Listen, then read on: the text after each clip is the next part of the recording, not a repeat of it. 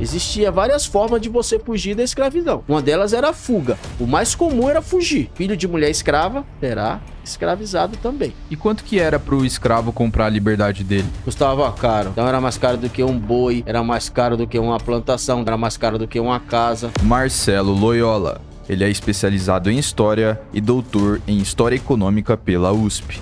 Hoje, a gente vai falar sobre a escravidão, como ela surgiu, como era a vida dos escravos e também colocar na tela e mostrar na prática arquivos reais de escravos. A igreja praticava a escravidão também? Se eles atacarem os missionários, eles estavam passíveis à escravização. Você é aliado nosso, você tá livre. Nós vamos lhe garantir a salvação da alma. Se você nos atacar, aí nós iremos contra-atacar e lhes escravizar.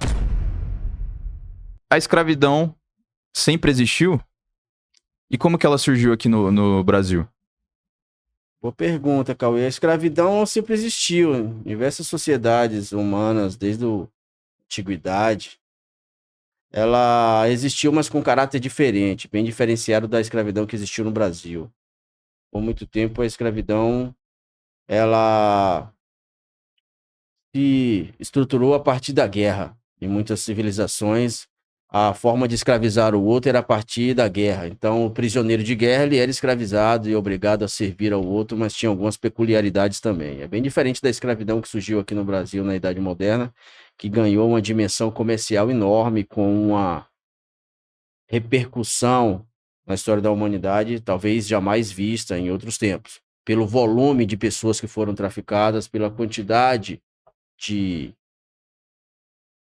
instituições envolvidas e pela dimensão e pela longevidade, né? Vamos dizer aí 350 anos ou quase 400 anos, se a gente quiser ser mais preciso, em termos de existência da escravidão no Brasil e em outras partes da América também, Cauê. E como que foi isso? Como que surgiu aqui? Os escravos eles vinham da África, né? Mas como que funcionava essa comercialização? Então, o primeiro ponto que a gente precisa discutir, Cauê, quando toca nesse tema, é que os africanos não eram escravos. Eles foram tornados escravos. Então, o primeiro ponto que a gente precisa situar o debate aí para quem está nos assistindo é que os africanos foram deportados para a América. Eles não vieram para a América. Eles foram deportados. E essa estrutura de comercialização, ela foi montada por pessoas de fora da África. Inicialmente pelos portugueses, que montaram essa estrutura na Ilha da Madeira.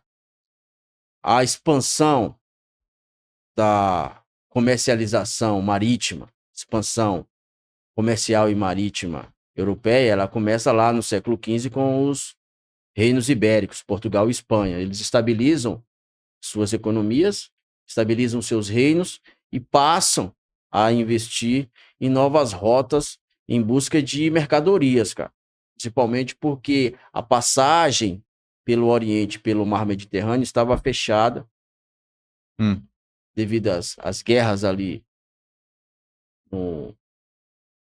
na Turquia. Os turcos, eles fecham o canal de ligação e os portugueses buscam rotas alternativas para encontrar as mercadorias. É uma época de expansão das atividades comerciais e o impulso para isso, inicialmente, é encontrar uma rota marítima para as chamadas especiarias da Índia, né? Que eram as valiosas especiarias que os europeus cobiçavam, né? A Europa não tem, né, produtos tropicais. Mas aí, como que funciona isso? Já foi um boom na escravidão, digamos assim, aumentou muito o nível de escravidão quando eles começaram a colonizar o Brasil, viram que aqui precisava de mão de obra, ou já era muito utilizado lá na Europa, em Portugal, na Espanha? Como que funciona isso? Impulsionou muito? Cauê, os portugueses têm uma experiência com a escravidão na Península Ibérica desde a época das guerras de reconquista. Vamos situar... A gente tá falando de que época? Vamos falar de século XIV, século XIII, XIV e XV. Os mouros, os povos islâmicos ocuparam o norte da África e estavam invadindo também a Península Ibérica. Quase tomaram conta da Europa, né? E aí os portugueses e os espanhóis também iniciam as guerras de reconquista, expulsando os mouros do seu território, e isso durou séculos também. E nesse processo de guerras de reconquista, as populações que eram expulsas ou que eram dominadas eram escravizadas também, mas não tinha uma dimensão comercial como vai ter a posteriori, né? Os portugueses e os espanhóis conseguem expulsar os mouros da Península Ibérica e avançam o seu projeto de colonização, que é a ocupação de novas áreas, e nesse processo estabelecem algumas feitorias que são postos de comércio na costa africana. Okay? Eles conseguem fazer o percurso até a Índia, eles conseguem chegar nas especiarias em 1498 com Vasco da Gama, né?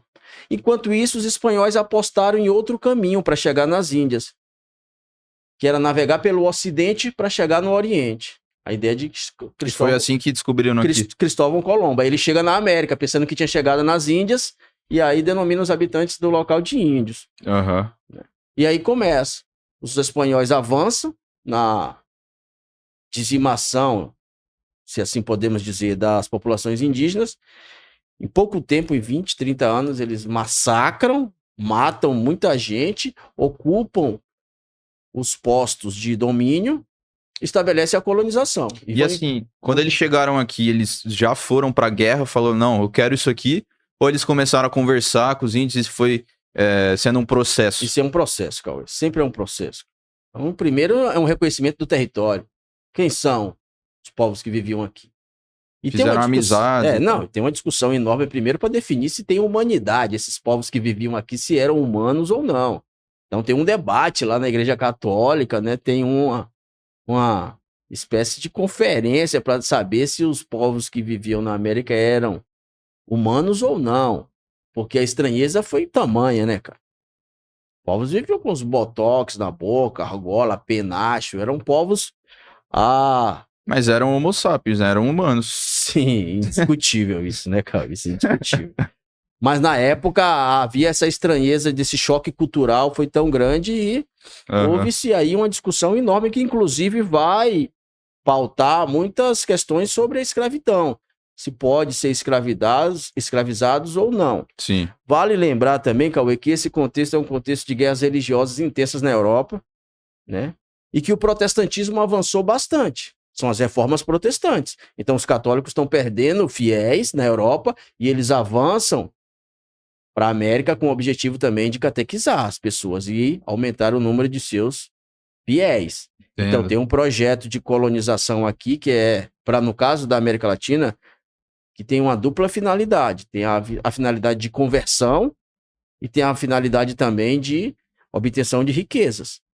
Okay? Então a Espanha ela fica lá na América Central, e depois atravessa o Pacífico, do oceano para o Pacífico, e chega nas populações incas, povos quichuas que viviam ali e também foram dizimados, né? No caso da América Central, Hernán Cortés é o grande nome, no caso da América da América Andina, Francisco Pizarro. Então eles avançam na colonização e conseguem ali desmontar as estruturas que existiam, e eles assumem os postos de comando, ok? E assim, por que a gente estava conversando antes, né, em off, mas por que os portugueses e espanhóis, eles não escravizaram especificamente os índios aqui, ao invés de ficar trazendo pessoas lá da África? Sim. Primeiro que houve, sim, a escravização dos indígenas. Sim. Mas naquele alto nível, né? Sim. Veja bem, o projeto de colonização dos portugueses, ele sai com essa missão também de evangelizar os povos indígenas, de catequizar os povos do Novo Mundo, como ficou chamado, né? A América ficou chamada de Novo Mundo. Então, há por parte da coroa portuguesa, do rei e da nobreza de Portugal, uma aliança com a Igreja Católica. Os portugueses e os espanhóis são altamente católicos, né? O protestantismo não avançou muito lá, ao contrário da Inglaterra, da Holanda, onde o protestantismo teve uma força enorme e o rei rompeu com a Igreja Católica. Então não tem um projeto de missionação para Estados Unidos, por exemplo, que veio a ser os Estados Unidos, né, as 13 colônias inicialmente. E isso marca uma diferença enorme entre a colonização do norte da América e a colonização da América Ibérica, que envolve ali América Central e América do Sul, ok? A conversão do gentio, como eles chamavam, o gentio da terra. Então tem primeiro a necessidade de você estabelecer uma aliança com os povos da terra, para você conhecer o território, né, e poder, né, fazer com que essas pessoas trabalhem para gerar riqueza para o reino de Portugal. Ao passo que tem também a instalação da produção de açúcar, que começa a se tornar uma atividade lucrativa mais ou menos em 1570. A partir daí, passando aquele período de inicial, de contato, de escambo, né, aquelas trocas entre madeiras, entre os indígenas e os colonizadores, a coisa avança para um projeto maior, a produção de açúcar se consolida na Ilha da Madeira, os caras percebem que a experiência funcionou bem lá e trazem para o Brasil. Só que no Brasil você precisava de pessoas para plantar cana, moer cana, ferver o caldo da cana, né, fazer o processo de produção do açúcar. E isso dependia de uma mão de obra qualificada. As populações indígenas foram muito afetadas inicialmente pelas doenças, grau de mortandade altíssimo, e os africanos já tinham experiência com algumas técnicas agrícolas. Inclusive, tinham domínio da metalurgia. E a experiência da Ilha da Madeira também contribuiu para que esses africanos inicialmente viessem só como mão de obra especializada. É o cara que vai saber o ponto certo de ferver o caldo da cana. Até que ponto você pode ferver. É o chamado mestre de açúcar, né? E o açúcar começa a ganhar espaço no mercado europeu. O negócio começa a funcionar enquanto uma economia rentável.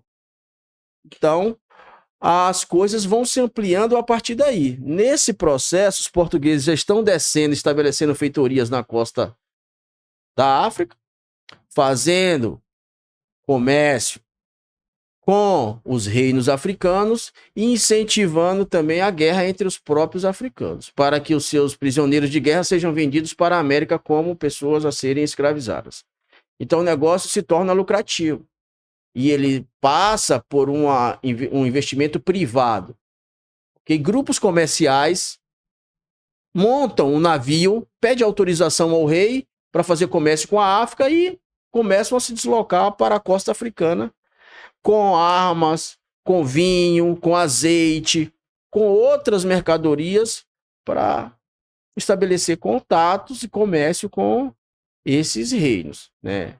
O reino do Congo, o reino de Angola, por exemplo, foram os primeiros a funcionar aí, digamos assim, como ponto de apoio, de suporte para essa atividade que se tornou muito lucrativa com o tempo, que é o tráfico. Okay? Uma coisa é o tráfico.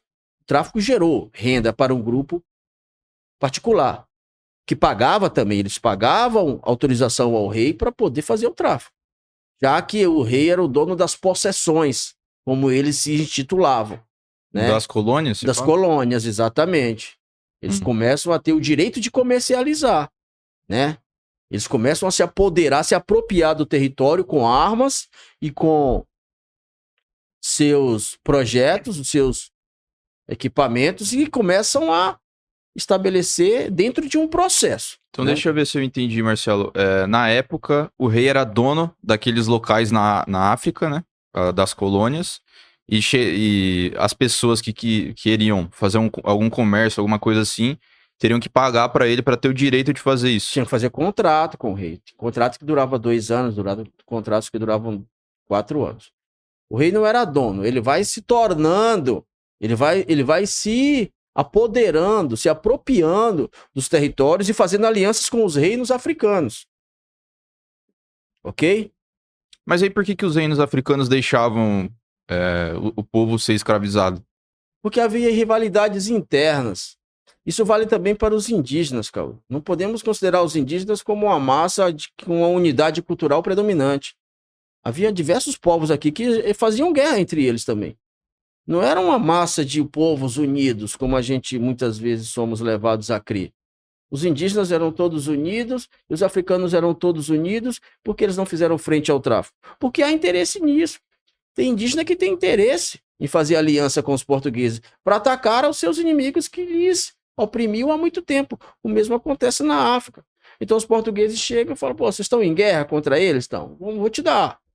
Vou fornecer mais alguns elementos aqui para você vencer a guerra. E esses escravizados que vocês, esses prisioneiros de guerra, os vencidos, você vende para a gente paga para vocês.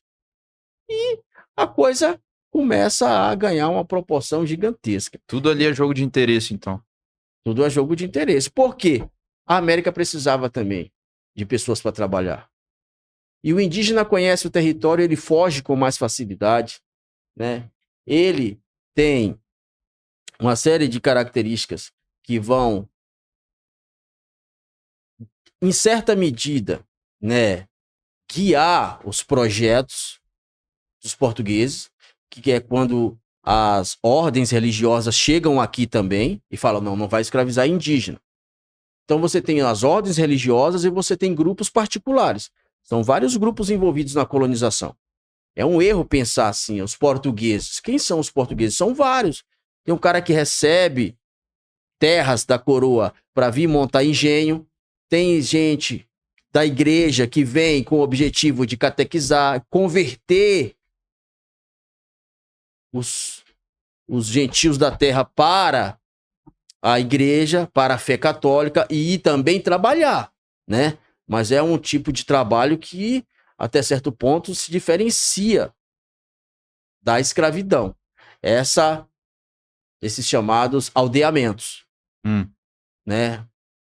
Vários padres, Anchieta, Manuel da Nóbrega, Antônio Vieira, os mais conhecidos, assim, né? Eles promovem um aldeamento, ele recebe a autorização do rei para virem aqui, fazerem a conversão, pacificar esses povos e torná-los súditos do rei, tá bom? Não tem conceito de cidadão, tem conceito de súdito nessa época. É a época do antigo regime.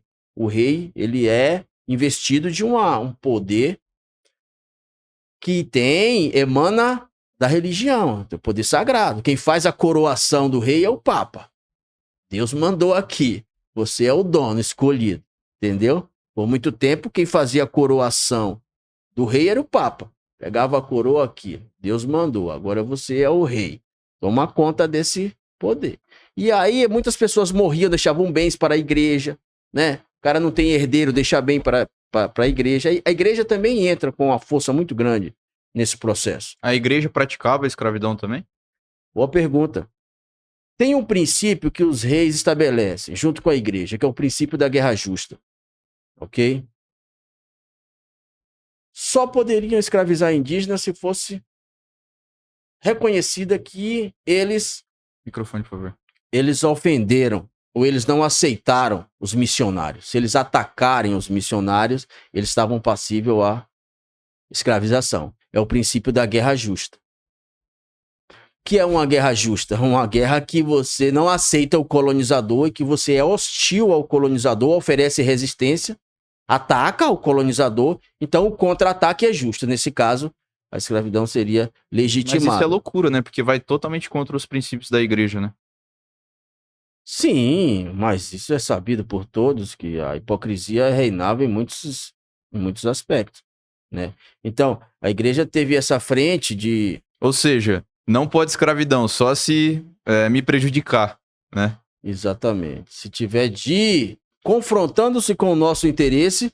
Aí vale, aí se pode. Se você é aliado nosso, você tá livre, você vai trabalhar, nós vamos lhe garantir a salvação da alma...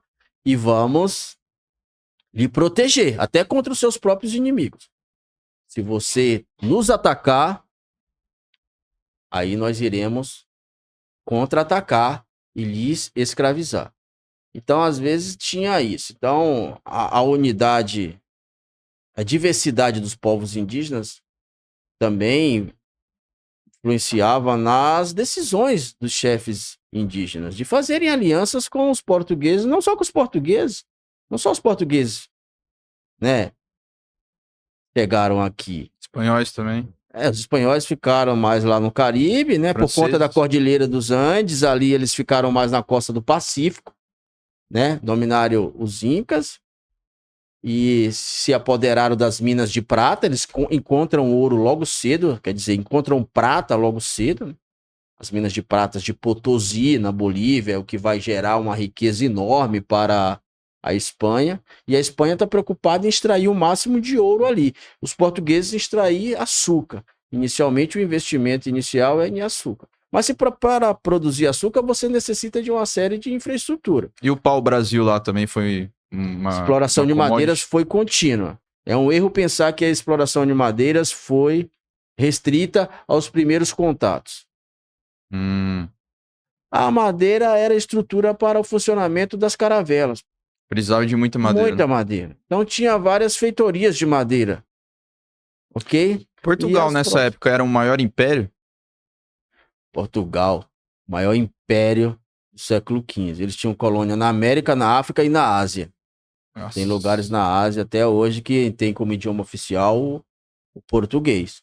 Então eles fizeram isso. Mas aí a Inglaterra tá lá com a França, inicialmente na Guerra dos 100 Anos, né? Eles não estão muito envolvidos com a colonização. Depois que eles resolvem os conflitos deles lá, começam a vir imigrantes para a América e depois a Inglaterra também entra no tráfico. Os holandeses também vão entrar no tráfico. E isso ganha uma dimensão gigantesca, se torna uma atividade altamente lucrativa. Vamos lembrar que Bristol, Liverpool também foram cidades onde se constituíam grupos de comerciantes interessados em praticar o tráfico. Se carregam navio de mercadorias, de armas, vão para a África, tentam estabelecer comércio lá, estabelecem relações comerciais, enchem o navio de prisioneiros de guerra e trazem para a América para vender aqui na América. No caso, na Inglaterra, eles entram muito ali na América Central, né? Jamaica foi colônia inglesa, e no sul dos Estados Unidos, Carolina do Sul, Carolina do Norte, com a plantação de tabaco, depois com a plantação de algodão. Os dois, podemos dizer assim, dois grandes eixos da economia escravista norte-americana. E desde essa época aí que você falou que as pessoas, né, os comerciantes, eles faziam um acordo com o rei para trazer o pessoal, para trazer comércio, fazer tráfico assim. Desde essa época já era legalizado o uso dos escravos. Sim, sim. Assim, que você tinha prova em papel, eu sou dono do escravo. Sim, então, quem compra aqui no Brasil, quem compra é outro grupo. Quem faz o tráfico é um grupo. Às vezes, quem faz o tráfico traz da África, chega aqui e vende. Aí você compra, você tem que ter um registro da sua compra. E aí começa a ter uma série de documentos que ajudam muito o historiador, quando está realizando sua pesquisa, a comprovar a existência da escravidão, e tal qual como ela existiu. Então, deixa eu ver se eu entendi. Por interesses, alguns governantes, sei lá que nome que eu posso dar para isso, para esse tipo de grupo, mas alguns governantes assim da África, eles forneciam os escravos para esses comerciantes, que esses comerciantes faziam um acordo com o rei para fazer o tráfico para cá, para o Brasil, vendiam aqui, e aí sim eles tinham aqui o comprovante, né, de que era dele, etc. E aí começou a reprodução e toda a história que a gente conhece. Eu entendi um pouco o que você falou aí, e eu vou só colocar uma explicação mais didática, assim, digamos assim. Grupos particulares pediam autorização ao rei e iam para a África, estabelecer comércio com a África. Não era uma coisa simples, tá bom? Os africanos não estavam lá preparados e prontos para vender seus prisioneiros de guerra. Isso é um processo. A ocupação da África começa ali pela Ilha da Madeira, Ilha de São Tomé, sim. Eles vão aos poucos estabelecendo feitorias comerciais, vão colocando o que eles têm de mercadorias e vão atraindo os africanos por essas mercadorias. E também eles percebem que havia guerras ali dentro da África também, e que, nesse contexto, a América está precisando de pessoas para investir na produção de açúcar, digamos assim, primeiro século da colonização, século XVI, né? Então, há sim uma autorização real, é da realeza, da nobreza, né? Tá. Nobreza de Portugal. Aí eles levavam pro Brasil, Aí eles enchiam os navios, traziam para a América. América, chegavam aqui, entregavam nos portos de desembarque. Viagem que durava aí aproximadamente 3 meses, chegavam aqui, já tinha comerciantes muitas vezes preparados para comprar. Às vezes o cara comprava o lote. E aqui ele revendia. E ele revendia para outras pessoas. Mas tudo isso tem documentos manuscritos porque você está trazendo mercadorias. Então, não é uma coisa assim que pode fugir do controle. Você comprou quantos? Comprei 10, eu comprei 50. Então você tem que ter comprovante, documentação sobre essa mercadoria que você está comprando. Aí há toda discussão sobre essas pessoas que vieram para o Brasil que não eram mercadoria simplesmente. Você está trazendo pessoas para o Brasil. Você está trazendo cultura. O Brasil é formado a partir do contato com a África. Os primeiros séculos de colonização, o Brasil e a África estão interligados muito. Até hoje também, né, cara? O Brasil se formou a partir da cultura africana. Não teve imigração. Diferente das 13 colônias lá, que eles incentivaram muito a imigração. Aqui não teve imigração. Primeiro porque Portugal não tinha muita gente para vir para aqui. Então a base social era africana e indígena. Apesar da escravidão, né? Essas pessoas trabalharam, foram escravizadas, mas elas também deixaram o legado cultural. A gente não pode perder de vista isso. É outra discussão que nós estávamos fazendo ali, né? Porque tem uma discussão que compreende que chegavam aqui simplesmente como mercadorias. Você está trazendo pessoas, cara. Para onde você for, você carrega a sua cultura. Os africanos também trouxeram sua cultura para aqui. Total. Então nós somos um país de cultura africana. Não dá para negar isso.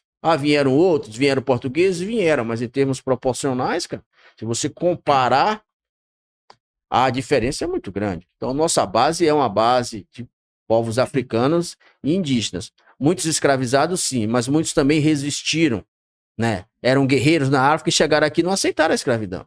Reis e rainhas que foram aprisionados na África e chegaram aqui nunca aceitaram a escravidão. Sempre lutaram contra isso. É exemplo do que nós temos aqui. Maior de tudo isso é o Quilombo dos Palmares, que chegou a reunir 30 mil. 30 mil. 30 mil indivíduos fugitivos. Era como se fosse uma civilização ali. Mas durou muito tempo, né? É uma pequena África, né? Como alguns historiadores analisam, é uma pequena África. É tanto que os portugueses tiveram que chegar lá e meio que tentar negociar, mandar uns caras para lá para negociar, porque... E que fim que deu essa história? A destruição do Quilombo dos Palmares, né? A coroa portuguesa investiu em tropas e tal para invadir o Quilombo dos Palmares, mas esse é um dos quilombos. Talvez o mais conhecido. Mas existiram vários, cara. Onde teve Quilombo é o nome dado para resistências dos escravos? Comunidades de fugitivos da escravidão. Em vários lugares do Brasil. Eu venho de uma região, por exemplo, que é uma região que se tornou o local de muitas comunidades quilombolas. Até hoje, essas comunidades estão lá organizadas e estão em resistência, né, cara? Pelo reconhecimento das suas terras, porque é outra discussão também aí, nesses povos que fugiram da escravidão, ocuparam territórios do interior, da Mata Atlântica, no caso lá do sul da Bahia. E seus ancestrais estão enterrados ali, eles têm direito à terra. Eles têm direito à terra. E só que para o Estado brasileiro reconhecer esse direito é uma outra discussão. Mas o nosso tema aqui é a escravidão e a minha contribuição com relação à história do sul da Bahia é no sentido de evidenciar a presença da escravidão na economia do cacau. Então eu levantei vários documentos, esses documentos estão ainda lá no arquivo público do estado da Bahia, é o que detém a guarda desses documentos. Inclusive a gente está aqui com os documentos, a gente mostra já já. Exatamente. Eu só queria tirar uma dúvida com você, era possível na época o próprio escravo comprar a liberdade dele? Como que funcionava isso? Então, Cauê. Em 1869, só em 1869, só no final da escravidão, isso foi sancionado por lei. Mas antes, já acontecia na prática. Eu estudei alforrias no mestrado e a compra da liberdade era possível. Era possível E como que ele juntava dinheiro pra comprar a liberdade dele? Então, Cauê. Por muito tempo a historiografia pautou a análise da escravidão como uma relação exploradores e explorados. Ok? Só que a pesquisa e a própria história, ela é uma ciência em movimento. Ela se reformula. A partir do momento que você encontra novos documentos, novas evidências, você muda a sua narrativa, a sua interpretação sobre os fatos. Ok? Então foi se encontrando muitos documentos também, e a própria renovação dos estudos, mostrando que, em muitas ocasiões, havia necessidade de negociação. Havia necessidade de negociação. E, normalmente, domingos e feriados e alguns dias santos, os escravizados não trabalhavam para o senhor. Eles tinham direito à chamada agência. Então essas pessoas se movimentavam, cara. Elas pescavam, elas formaram famílias aqui também. Elas tinham redes de parentesco. E elas se articulavam. Então, às vezes, você tirava primeiro o filho da escravidão porque era mais barato. Às vezes, você tirava a mulher da escravidão porque ela não ia gerar mais um filho para ser escravizado. Por muito tempo, o parto... Eram estratégias ali. O parto seguiu o ventre. Por muito tempo foi assim. Filho de mulher escrava será escravizado também. Então, qual é a estratégia da família escrava? Alforriar primeiro a mulher, que aí você já... Né? Para produzir ali. Aí o filho dela já, filhos, né? O filho dela já não vai ser mais, se ela é uma pessoa alforriada, ali, o filho dela já não vai ser mais. E houveram casos que escravos conseguiram comprar liberdade, então. Muitos casos, cara. É surpreendente isso. Isso dá uma dimensão enorme da resistência, né?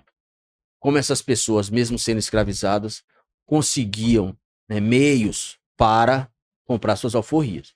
Isso é um tema também que gera muita discussão sobre o... O que é alforria, para quem não sabe? Alforria é uma via legal de você sair da escravidão, né? Você vai lá e compra sua liberdade, registra em cartório sua liberdade. Existia várias formas de você fugir da escravidão. Uma delas era a fuga. O mais comum era fugir. Mas aí, se os caras ali... Se pegassem de novo... Recapturassem de novo, era tronco. Igual né? aquele filme lá do Django, né? Django Livre. Exatamente. Ele tentava fugir várias vezes, os caras chicotada. Tem toda essa... E essa é a via mais comum, fugir. Outra é assassinar-se, matar o senhor, se revoltar. A revolta também foi muito comum, a revolta. Mas a via legal, via legal é a alforria. Se você quer sair da escravidão de uma forma legal, compra a sua alforria, cara. Às vezes, tem senhores que deixam bem para os escravizados. A relação não era tão, digamos assim, verticalizada. Eu estou em cima, você está embaixo e só desejo que você trabalhe para mim. Havia muitas situações ali intermediárias entre uns e outros. Em que sentido? De permissão de agência, por exemplo. Domingo você pode cuidar da sua roça. Você pode pescar, você pode vender seu produto na feira do dia de domingo. Só que o Senhor é dono de tudo. Se ele quiser, você não tem direito a nada. Você é meu. Então, o que você economizou, eu posso... O que você produz é meu. É meu. É bem isso, cara. Então, tem as discussões sobre isso. Alguns chamaram de brecha camponesa, né? Que era uma brecha no sistema. Para o escravizado também não fugir, cara. Não, você dá uma chance para o cara formar uma família e ficar ali trabalhando, ter a sua roça, que ele continua lhe servindo. Porque o cara, senão, vai se rebelar. Ele vai se rebelar e vai fugir. Ele vai incendiar o sistema, cara. Não tem nada Então a era perder. meio que uma estratégia para manter o escravo ali. Há essa interpretação também, que há uma estratégia. Há uma interpretação também que diz que em momentos de crise econômica, o dono do escravo, da pessoa escravizada, melhor dizendo, alforriava com mais frequência. Há muitas discussões sobre o tema das alforrias. Qual era o percentual de homens e mulheres, por exemplo? Está mais que consagrado nas pesquisas que as mulheres se alforriavam com mais frequência que os homens, né? Mas qual é o intercurso que ela tem? Ela tem o recurso do corpo feminino, né? Ela tem o recurso também de gerar filhos e, portanto, ela ser a pretendida entre os escravizados para você libertar primeiro, porque o próximo filho não será escravizado. Você tem as habilidades das mulheres no comércio de rua. Muitas mulheres vendendo coisas no comércio de rua. Elas sabem fazer bolo, elas sabem fazer pratos especiais, elas vendem isso na zona portuária Sim. e conseguem amelhar recursos, cara. E às vezes há também a benevolência de alguns senhores, que no final da vida não tem herdeiro nenhum para deixar os bens e ele deixa o seu escravo livre. Muitas vezes essas alforrias são condicionadas, cara. Você fica livre, porém com a condição de servir ao senhor até a morte dele ou até a morte do cônjuge dele, né? Deve Então, ter rolado muito assassinato, então, por causa disso, né? Tipo, se eu morrer, você é livre. Aí o cara vai lá e pá. não, Ah, não? não. A vigilância é constante, né, cara? Matar um senhor seu, você não fica livre, você se torna um fugitivo, cara. A negociação não era assim, não. Não se tem muitos dados sobre isso, não. Tem assassinato, sim.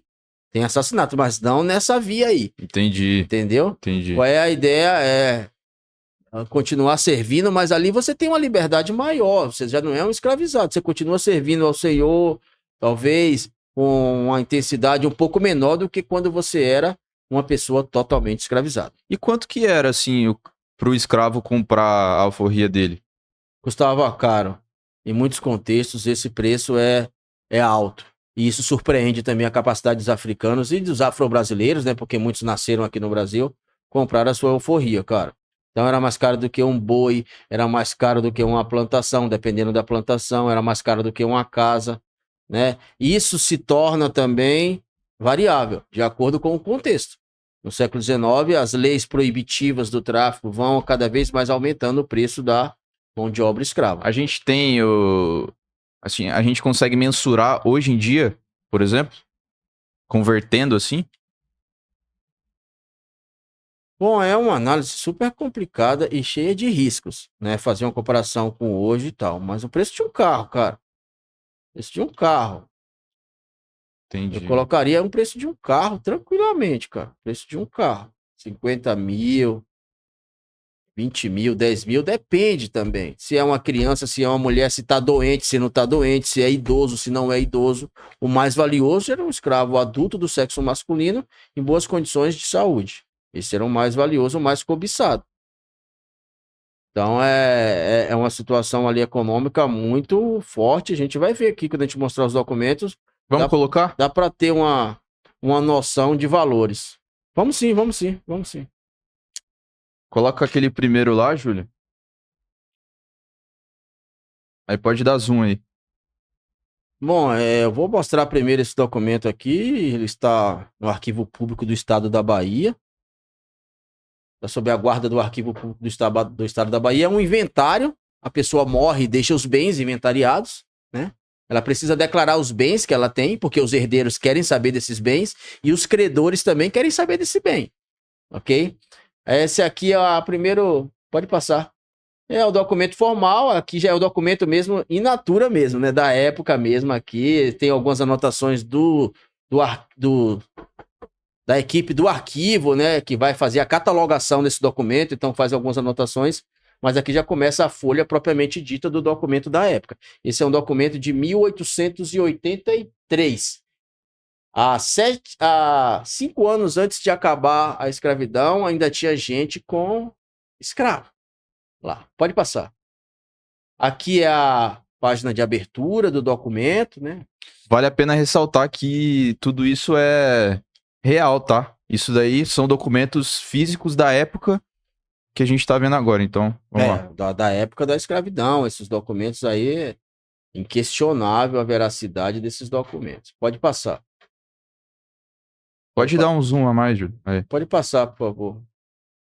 Bom, aqui você tem um inventário que em ótimo estado de conservação, né? O escrivão escreve muito bem, a letra tá perfeita. Nem sempre a gente encontra documentos nesse nível de conservação. Então eu trouxe esse para facilitar o entendimento da situação, porque tem uns asquerosos aí que se a gente colocar... Quase acabando o dia. Não, deteriorado, manchado, a escrita horrível. Então eu peguei um documento perfeito. Pode Certo. passar. Pode aumentar aí, por favor. Olha aí como tá um documento lindo esse, né? O pesquisador fica maravilhado quando se depara com um documento desse. Aqueles ali são os valores? São os valores. Pode subir, por favor, aí lá. Vamos começar lá pelo cabeçalho ali. Volta. Não é essa folha. Volta mais um. Aí. Olha aí, o inventário, o título. Mostra o título. Esse é o inventário dos bens do casal de Domingos Lopes da Silva. Esse cara é um comerciante, produtor de cacau e é escravista também. A primeira forma de divisão dos bens, tradicionalmente falando, são os bens de raiz. Você está percebendo que ali do lado tem a descrição dos bens de raiz. Então, os bens de raiz são as casas, as plantações, as coisas que estão enraizadas, que não podem ser movidas. Certo. Ali você tem casa, sobrado. Olha quanto custa essa casa. Essa é a casa de comércio dele. Que moeda que era essa aí? Réis. Réis. 1.000 réis. Essa casa está muito bem valorizada. É uma casa de 6 contos de réis. É uma casa de um comerciante rico. Uhum. Ok? Casa térrea na mesma rua, lá embaixo. 2 contos de réis. 1 conto de réis era 1 milhão de réis? Ali na... Vendo? Então, 1 conto de réis não era 1 milhão de réis. 1 conto de réis é 1 conto de réis. A moeda é réis. Aí você pode perguntar assim, se 1 conto de réis seria hoje 100 mil reais. Vou fazer uma estimativa para tentar ser mais didático, né? Mas 1 conto de réis é 1 conto de réis. Não é 1 milhão, ele é 1 conto de réis. Entendi. Ok? Mas é um valor alto. A pessoa que tem 1 conto de réis é uma pessoa de posses. O cara tem riqueza ali. Normalmente as pessoas não têm. Uma dose de cachaça, por exemplo, é 160 réis. É poucos réis. Tá naquelas últimas casas decimais ali. Então, 6 contos de réis, o cara tem dinheiro. A casa dele é boa. É um sobrado bem equipado. Entendi. Pode passar. Pode levantar, quer dizer. Pode levantar um pouco e aumentar aí. Olha aí. Olha a terra. Tá vendo ali, Cauê? Quião de terra no lugar denominado Tapera. Aonde que tá isso? Acompanhando essa linha azul. Do lado de lá. 1 quião de terra no lugar denominado Tapera. 100 mil réis. 100 mil réis.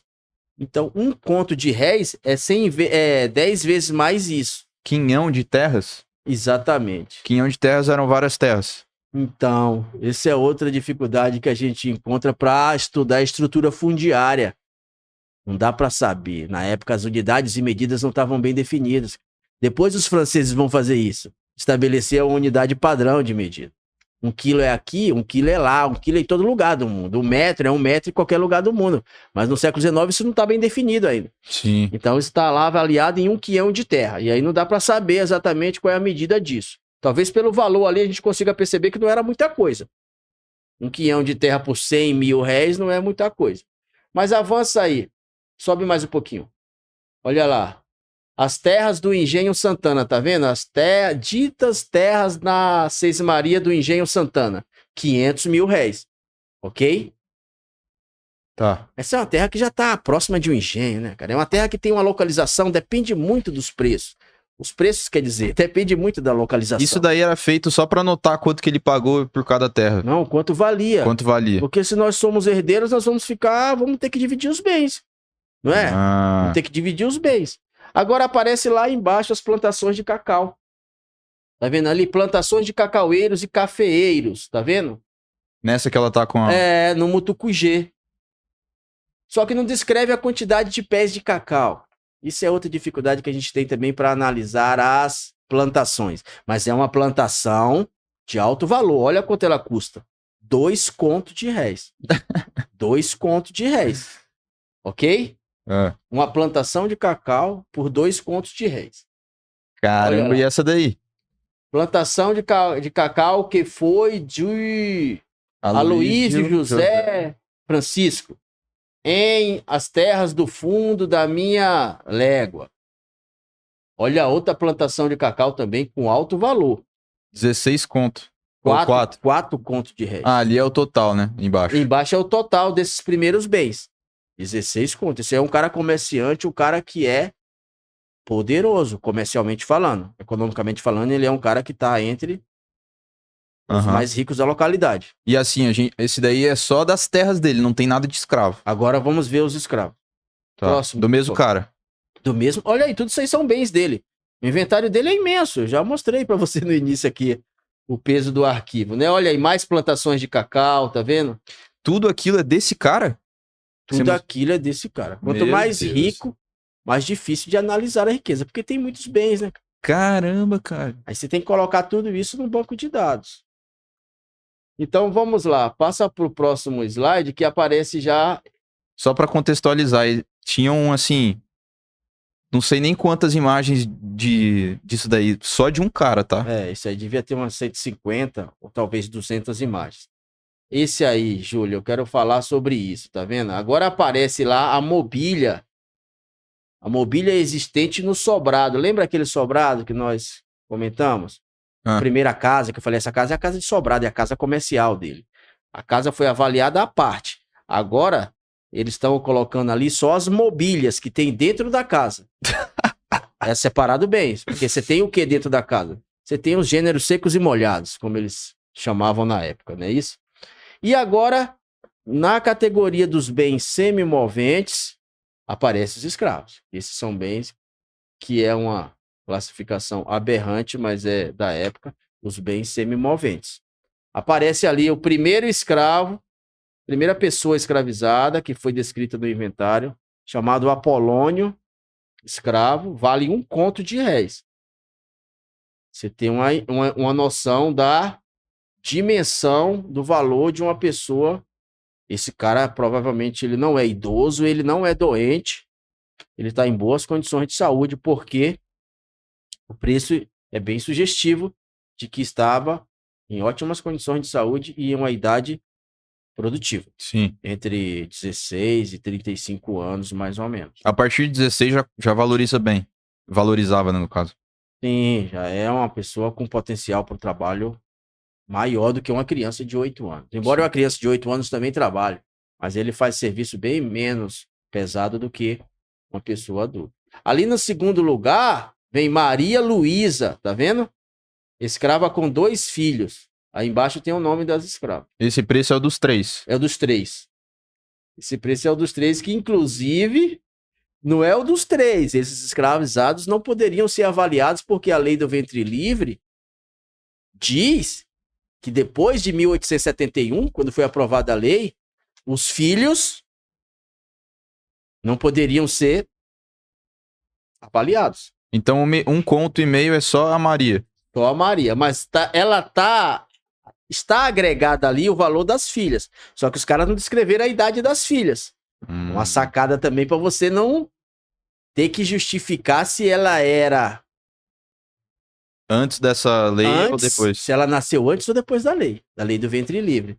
Mas eu tenho certeza que está agregado ali o valor, porque a escrava Maria Luísa está descrita bem, com 2 filhos, né? A Maria dos Santos e a Calota. Não falam a idade dessas crianças, mas esse inventário é de 1883. Se essas escravas tivessem nascido antes da lei do ventre livre, não seria mais criança, cara. Já teria 12, 13 anos. Possivelmente não seria mais criança. Então, ela tá ali, mas não dá para saber mais coisa. Aí depois que você for ler o inventário, lá na frente, o escrivão e o juiz vão dizer, ó, essas duas aí não pode ser vendida não, porque elas nasceram depois da lei do ventre livre. Entendi. Mas na descrição aqui, tá bem nítido que são 2 filhas e da Maria Luísa. Provavelmente é uma família, cara. Apolônio é parceiro, companheiro da Maria Luísa, e eles têm 2 filhos, aparentemente. Aparentemente. Eu não posso dizer que sim. Mas lá na frente, na hora da partilha dos bens, às vezes eles descrevem. O filho não pode separar da mãe, o pai também, tem que deixar tudo junto, com o herdeiro só, a família e tal. Mas só pra gente ter uma noção aqui do peso da escravidão na economia.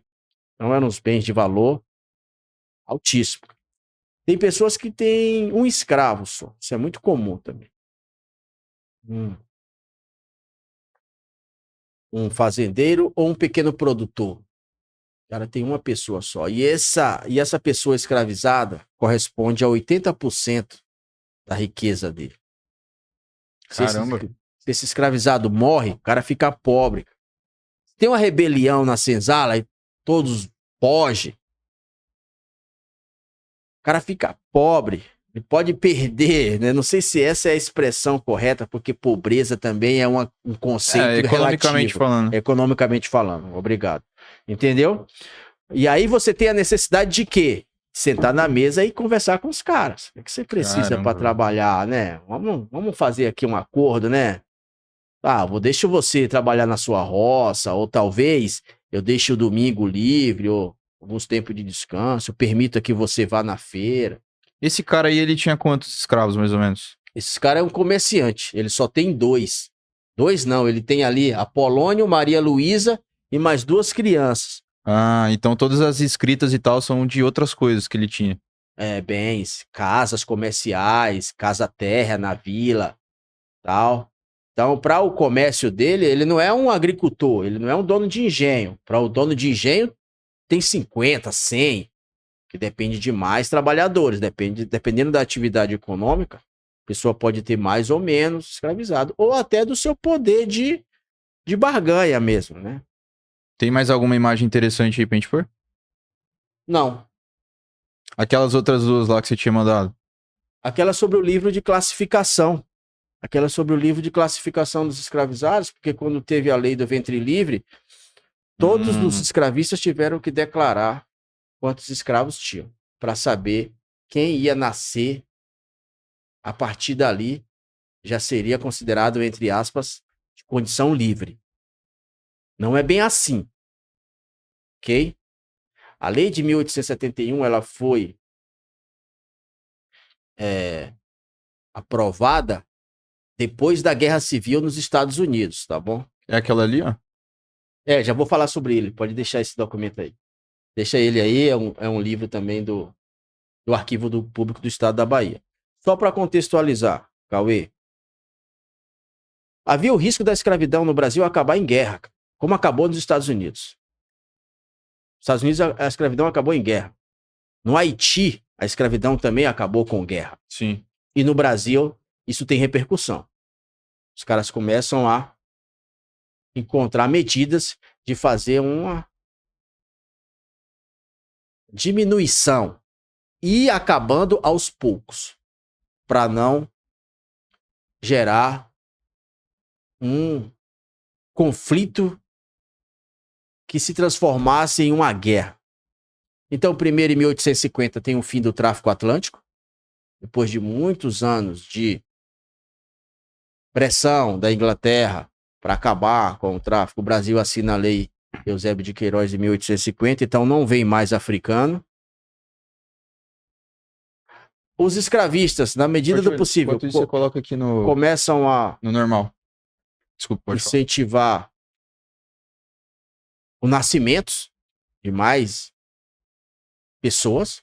As escravizadas, elas acabam tendo uma importância maior. O preço delas sobe, viu?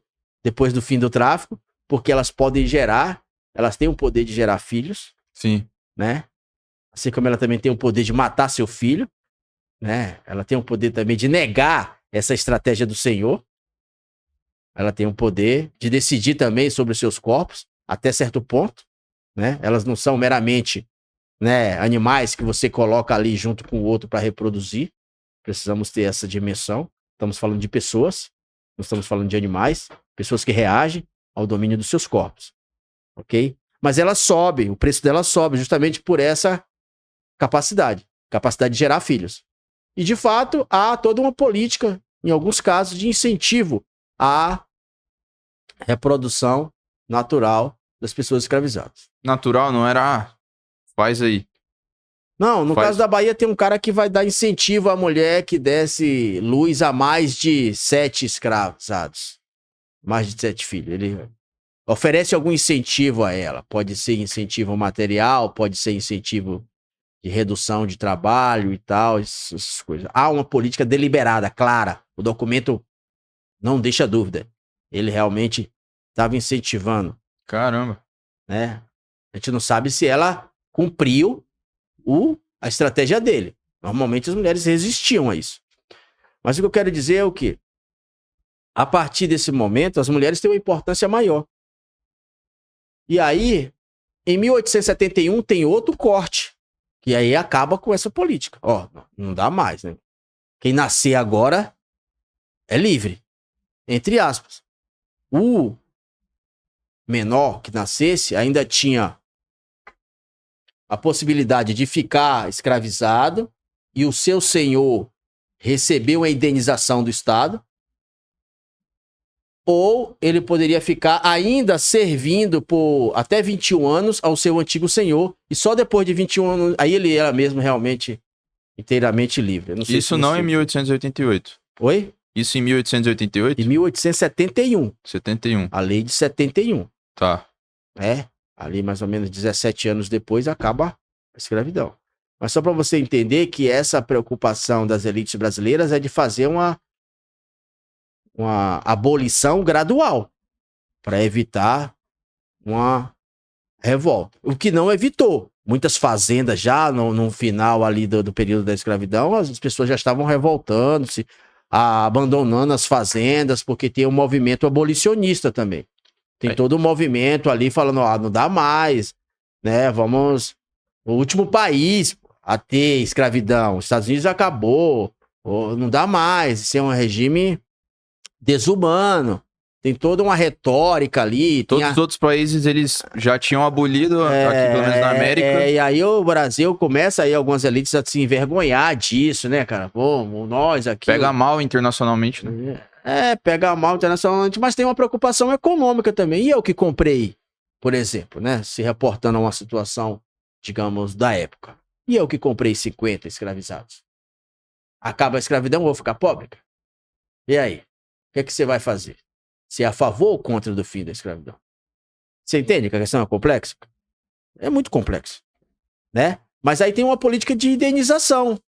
O governo passa a indenizar, passa a dar direito à pessoa que tiver... quem tiver o dinheiro para comprar sua alforria é garantido por lei. Você pode ir lá e falar, tá aqui. Não tem como o cara não aceitar. Não tem como negar, é contra a vontade do senhor. Antes disso tinha, mas já no final da escravidão, isso passa a ganhar uma teor da lei. Passa a ganhar legalidade. E por que o Brasil ele demorou tanto assim pra acabar com a escravidão? Porque a economia escravista do Brasil, principalmente no século XIX, ela tem o potencial de geração de lucros enorme, né? O potencial de geração de lucros de uma economia escravista era enorme, cara. Era enorme. Você produzir matéria-prima utilizando o trabalho escravo era um fator de gerador de riqueza garantido. Então, mas da mesma forma que é no Brasil, é nos outros países também, né? Sim. Mas o Brasil tinha algumas peculiaridades em relação a reunir as condições naturais favoráveis ao cultivo de determinado produto. E havia também uma presença muito forte da escravidão no tempo. Coisa que você tem por muito tempo, você não consegue destruir facilmente, né? Secular, cara, escravidão no Brasil.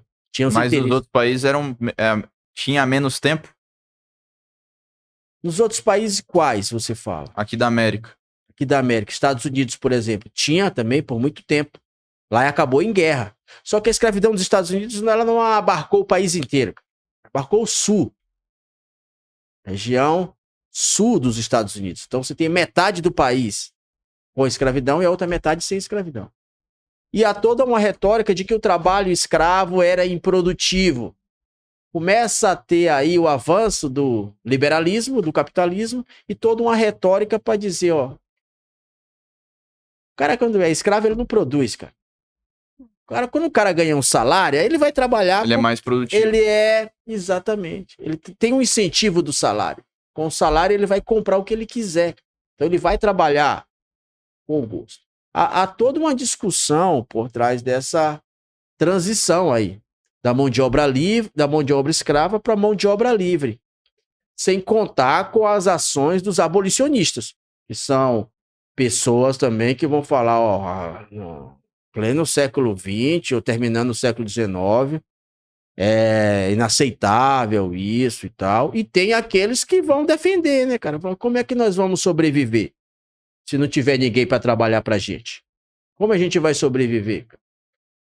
O cara tem uma fazenda, ele depende de trabalhadores. Ah, então nós vamos pagar assalariado, aí começa a ter também a imigração, né? A ideia da imigração. E essa ideia, essa visão não tinha aqui no Brasil, né, desse liberalismo. Tem. Mas nessa época, porque parece que eles eram mais resistentes aqui, né? A ideia de que vamos parar com os escravos. Vamos abolir a escravatura, né? Isso. Tem o pensamento liberal também ganha espaço no Brasil, nas elites brasileiras também. Mas ele não ganha força suficiente para abolir rapidamente, cara. É tanto que o Brasil é o último, né? A aristocracia brasileira é muito conservadora, cara. Até hoje o Brasil é um país altamente conservador em relação ao trabalho, cara. A garantia de direitos trabalhistas, isso é algo recente. Por muito tempo predominou a escravidão e a ausência de direitos, cara. Só com Vargas que começa isso. A leis trabalhistas, a você ter direito a alguma coisa. Por muito tempo as pessoas trabalhavam para comer só, cara. E ainda tinha que dar, entre aspas, né? Graças a Deus se tivesse comida para comer, porque a regra era a exploração até a última gota de saúde. Você acha que o Brasil ele é considerado um país assim subdesenvolvido por conta tem muito peso essa história da escravidão na nossa economia hoje? Como que funciona isso? Explica pra gente. Tem essa explicação, sim, na historiografia, que aponta as razões do nosso subdesenvolvimento. Uma das razões é que nós nascemos para produzir bens para fora. Desde a época da colonização, a estrutura colonial foi montada para atender às demandas externas. Não uma preocupação em fazer surgir um país, de fazer surgir uma nação forte e desenvolvida. Isso não foi parte da nossa história. Por muito tempo isso não estava longe. Pelo contrário, isso era proibido, cara. Pensar um país aqui, pensar e tornar o Brasil um país livre e independente, era algo como subversivo, cara. É subverter a ordem. O Brasil nasceu para servir ao colonizador. Há essa explicação. Essa é a explicação econômica e moral também. Trouxeram para nós o quê? Quais foram os benefícios que trouxeram para nós? Ensinaram a gente a falar português. Ensinaram a gente a rezar, cara. Rezar a missa. Já foi na missa? Já. Então, ensinaram a gente a ser um país civilizado. Há uma historiografia que aponta nessa direção, que nós devemos agradecer. É mesmo, cara? Essa já foi superada. Essa historiografia, pelo amor de Deus, eu preciso dizer isso aqui. Já foi superada. Né? Dizendo que a gente deveria agradecer a Portugal Exatamente. por conta da colonização. Como esse, há pensamentos como esse. Se não fosse eles, a gente tava na selvageria. Tava na barbárie. Tava vivendo no mato. Tava ainda na enxada. Tava nas árvores. Não tinha progresso. Eles trouxeram o progresso. Qual o progresso? Eu te pergunto, qual o progresso, cara? País com alto nível de desigualdade social, pobreza avançando ainda hoje. Essas as razões do nosso subdesenvolvimento eu encontro na história, cara. Eu acho que tá bem claro isso. Ninguém queria, mesmo quando o Brasil ficou independente, ninguém pensou, digamos assim, em uma união das classes sociais, cara, para formar uma nação. E por Vamos se que unir no todo caso... mundo e formar a nação? Vamos dar as mãos e formar uma nação? Esse pensamento ecoou em alguns casos. Teve alguns indivíduos que, né, precisam ser reconhecidos. Mas e no caso dos Estados Unidos, que eles também foram colonizados nesse sentido? Eles não foram colônias de exploração. Okay? Estados Unidos a colonização dos Estados Unidos, inicialmente, ela foi projetada por empresas particulares. Os caras vieram, colonizaram, enriqueceram. Enriqueceram. E quando esse nível de riqueza os tornou fortes o bastante para proclamar a independência, eles assim o fizeram. É muito diferente de, por exemplo, o governo mandar para cá para extrair recursos e tal. Não teve um projeto de colonização nos Estados Unidos, cara. Aqui teve um projeto de colonização. Ok? O rei da Inglaterra não criou um projeto de colonização para os Estados Unidos. As guerras religiosas lá faziam os caras virem para a América. E vinham para a América com o ideal de tornar a América um lugar mais desenvolvido daquele país que os era outra mentalidade de lá. É outra mentalidade, é mentalidade calvinista. Nossa mentalidade é católica. A mentalidade dos caras é uma mentalidade protestante. Qual que é a diferença, assim, dessa... Porque, assim, eu vejo que tem muita diferença nesse sentido, né? De que o protestante, pelo menos assim, superficialmente eu vi, que no protestantismo é bom você fazer dinheiro e tal, e no catolicismo ter dinheiro é ruim, né? Isso afetou? Por isso que tem tanta mudança também? Entre o calvinismo nesse sentido? Então, essa explicação ideológica, ela é importante para compreender aí muitas coisas, né? A gente já está caindo um pouco na comparação, mas vamos lá. A Igreja Católica condena o lucro, cara. Por muito tempo na Idade Média, a Igreja Católica condenava o lucro. Você não pode cobrar lucro. Você está cobrando... Desculpa, refazendo. Você não pode cobrar juros, por exemplo. Você não pode cobrar juros. Você cobrar juros, você está cobrando pelo tempo.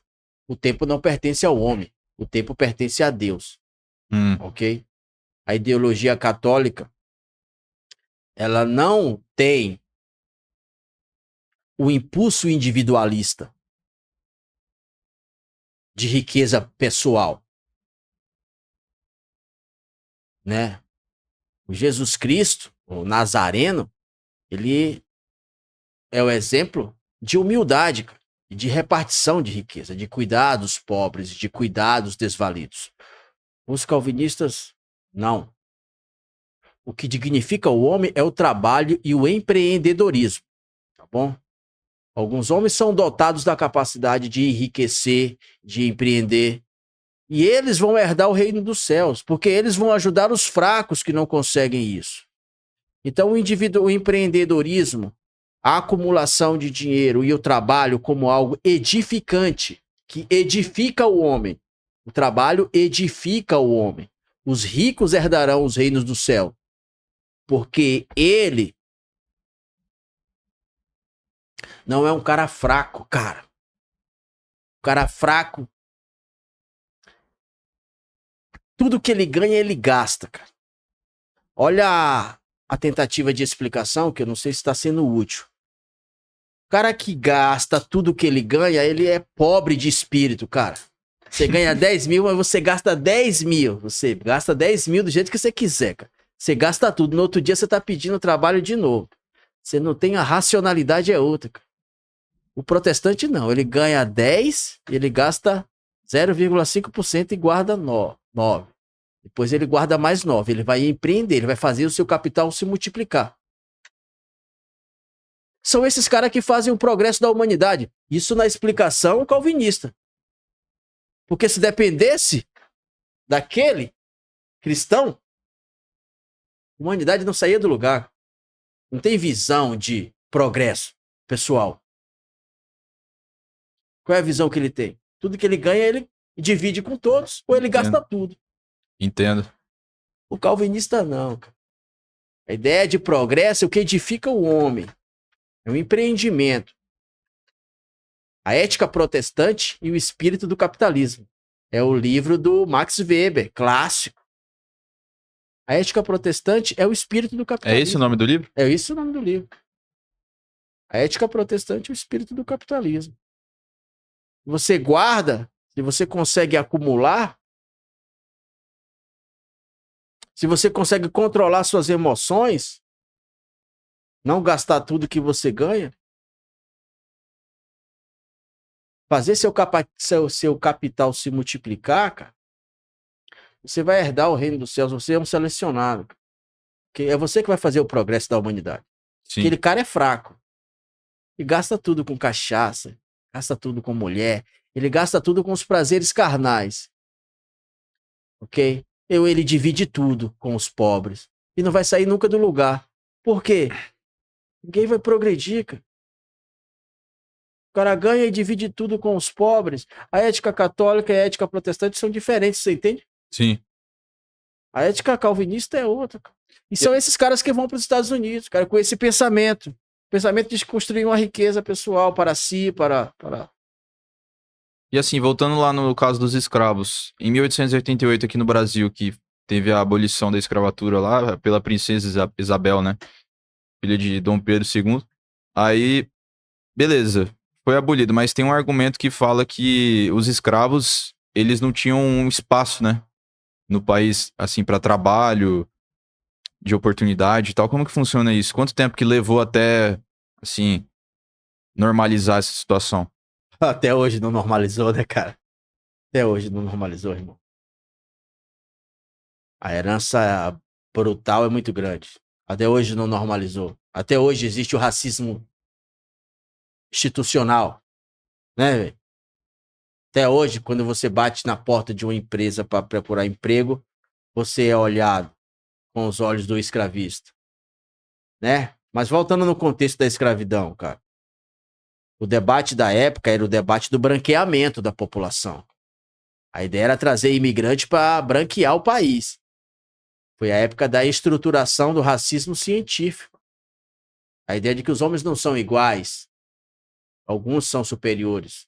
Portanto, formar um país com povos indígenas e africanos era assinar a carta de decadência, cara. Não se forma um país, não se desenvolve um país. E nessa época o país... Com gente africana, indígena, não se desenvolve um país com isso. Pelo menos eu estou falando aqui do pressuposto teórico, muito falho, mas que estava vigente na época. Nessa época a maioria da população era de pele escura, negra. Até hoje. Como... Até hoje. Até mas hoje. nessa época também. Mais ainda, cara. Mais ainda. E como vamos resolver essa questão? Havia estudo, cara. Estudo de crânio. É um estudo que comparava as raças, cara. Tem lá vários livros sobre isso. Livros de fotografia. Já tem fotografia na época. Então vinha aqui e fotografava o perfil desse, o perfil desse.